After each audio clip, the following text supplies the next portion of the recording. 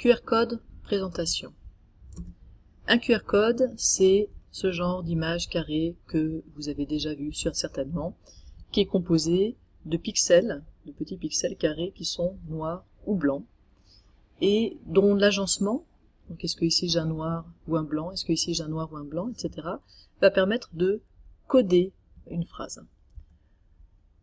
Ça ressemble aux codes barres qui sont plus usuels et plus vieux, qui codaient des nombres grâce à des épaisseurs de traits. En fonction de l'épaisseur de traits, on codait des chiffres différents et l'ensemble permettait de coder un nombre. Ici, la taille étant plus importante et vous voyez qu'on a beaucoup plus de choix en fait d'agencement de carrés noir ou blanc, on va pouvoir coder des phrases qui vont jusqu'à 5000 caractères. Il y a d'autres types de codes comme ça carrés qui existent, il y a les data matrix notamment, mais je trouve que les QR codes sont les plus répandus, donc c'est de cela qu'on va parler. Dans un QR code, on a deux informations qui sont codées et qui devront être déchiffrées. C'est d'abord de quel type d'information le QR code dispose, et puis quel est le contenu de cette information. Le type, c'est par exemple, ça peut être une URL, dans ce cas-là, une URL c'est une adresse internet, dans ce cas-là, le contenu, ce sera l'adresse en question, par exemple wikipedia.fr.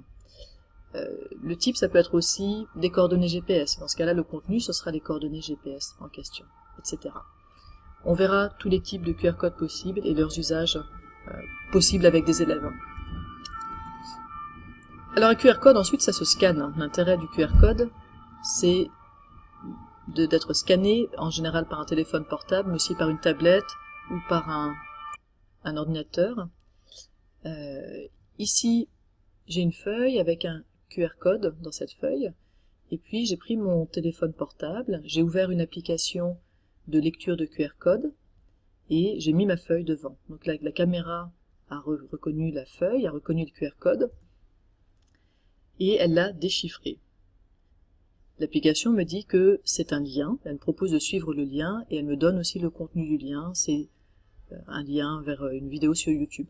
Si je clique sur suivre le lien, me voilà sur la vidéo. Tout ça se passe très rapidement. Une fois que l'application est ouverte, on met le QR code devant et très rapidement on est amené sur le lien. D'ailleurs, QR, ça vient de Quick Response.